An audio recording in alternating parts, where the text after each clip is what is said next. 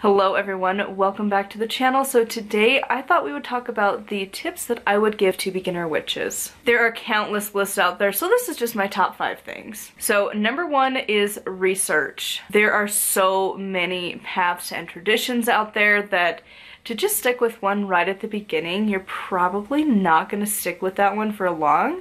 It's really great to just kind of experiment a little bit and see what one is actually going to call to you. I would say pick at least like 3 to 5 different ones that you're going to look into. Your top tiers are going to probably be Wicca, traditional witchcraft, eclectic Wicca.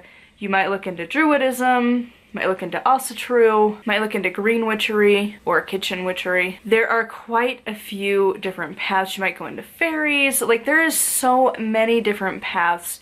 Just like pick a few and kind of read at least 1 or 2 books on each and then see what ones are going to work for you, which one's calling most to you, what one's kind of for piquing your interest, which ones aren't. Just start researching. You don't have to just read books, also read articles online, watch other videos. Just try and figure out a little bit more on the different path options there are for you. I feel like at the beginning you might kind of get sucked into just the one. A lot of us get stuck on Wicca. But eventually you might find other ones that will work, so maybe just venture just a little bit. Which kind of leads to the second one, which is talk to your local community. You might have to go a little out of your ways, but for the most part, there's going to be some kind of witchy shop or witchy community around you. Just go and talk to the locals. Typically, they are happy to answer any questions that you have. A lot of the local shops will also include classes so you can experience like different types of teachings. Usually they have multiple teachers and the classes usually aren't that expensive, and that way you get to have the classroom interaction of other people learning along with you, and everyone comes from different backgrounds and different knowledges, so you can kind of, you know, bounce ideas off of each other. Because as much as books are great, there is something a little bit about experiencing it in person that you just don't get from a book. Depending on your area, they might even have like a new pagans or new witches meetup. In our area, I don't know if they still do this. I think they might, like maybe once every month or two, but they do have a new witches meetup. And basically you go to this local shop and they have kind of a panel of, you know, readers and teachers and shop owners. And then it's just a community kind of questionnaire. You can ask whatever questions you have. You get to meet other people, know about other shops, different covens, stuff like that. So you really get to just experience what your local community has, let alone online. Number 3 is notebooks. As you start to learn stuff and experiment with things, write that down. Write it down. It doesn't have to be the very fancy notebooks that you see a lot of witches use. Doesn't need to be one of these bad boys. These are fancy, they are beautiful. You do not need one of these. A simple composition notebook or a binder with some lined paper will do. You could even do an online version. I just posted a video last week about having a digital book of shadows. Works really well, especially if you're finding information online. You can just copy and paste and add it into your own book of shadows for later referencing. This is something that Penzak has taught that I think is totally applicable. You don't necessarily need to do it every day, but anytime that you are learning something, journal about it.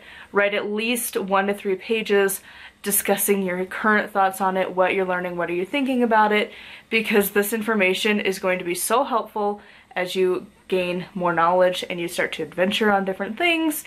Just getting to have that paper trail behind you and see what worked, what didn't, and why, so vital. Number 4, I know this is not going to be a fun one for people, but like limit your purchases. The witchcraft community is gorgeous for decor and tools and supplies and books. There is so much stuff that you can buy that you can start to get very addicted to buying stuff before you actually need to be buying it. That's not to say you shouldn't get your core tools and stuff, but like you don't need fancy items. 1 altar cloth, more than enough. You do not need multiples yet. Just 1. Doesn't even have to be an official altar cloth. You can just find a piece of fabric.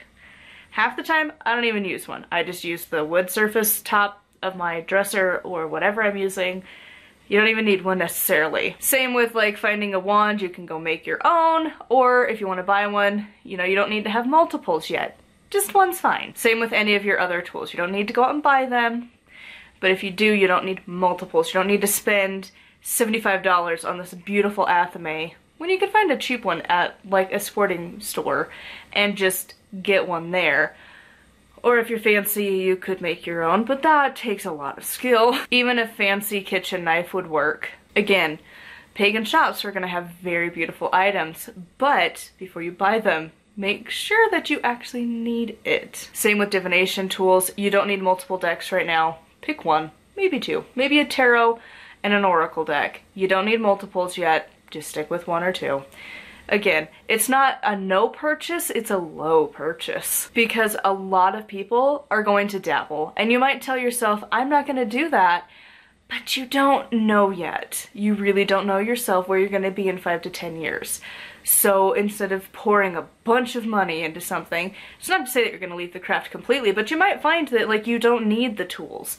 You might find that you're more of a mental witch where tools aren't really necessary and you're more into like astral and meditation and affirmations, and then you've just spent like hundreds or thousands of dollars on stuff that's just gonna collect dust. And then lastly, don't believe everything you see online. Everyone's told us this for the longest time, but like seriously, the Insta witches, the TikTok witches, that isn't how 99% of witchcraft actually looks like. It is just a very curated snapshot so that you get drawn in by the aesthetic. Most witches, their altars aren't that elaborate, they aren't that gorgeous, they're very practical. Same with their spells. Most people aren't doing these very elaborate, very huge spells that you can see on TikTok, especially. Sometimes in YouTube videos, but not as much. I feel like it's more of like the witch talk community that could be like a little intense. Most of the time witches are very much more to the basics of like, I made my own oil blend, cool, I'm gonna go use it. And not have, I don't know, you know what I'm talking about. The aesthetic of witchcraft looks very beautiful online, but in actuality, I have yet to meet a real life witch that actually does those things. Most of us, it's just a hodgepodge of stuff. We're just an average person who happens to practice witchcraft. Also along with that is to be careful of what information is found online. There is a lot of misinformation spread.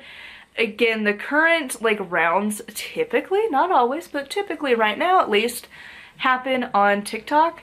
It is just a breeding ground for it. So just be a little cautious, do a little extra research whenever you read a book, or you watch somebody online, or you read something online or in a book, whatever, or you hear it in person even. Just double check it with a few different sources and see where are they getting that information from. Is it founded in history or fact? Is it just personal gnosis?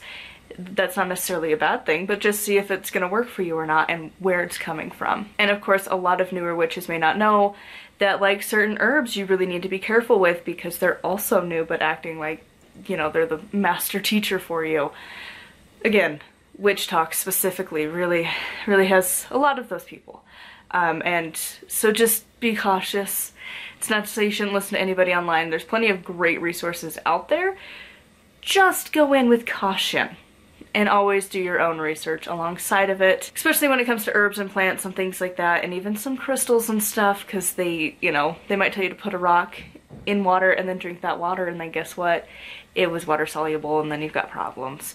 So just be cautious, do some research. Remember, not everyone online knows everything, so anyways, that is it for all of the tips that I have for you. If you'd like to hear more, please let me know and I can add additional things to this list. But at least here are 5 things to at least get started when you are a beginner witch. I would love to hear your advice for other new witches in the comments down below. Do make sure to like, comment, and subscribe. I do post every single day. I do have a Patreon if you want to support me, patreon.com/nightwillowcrafts. Post a few times a week over there.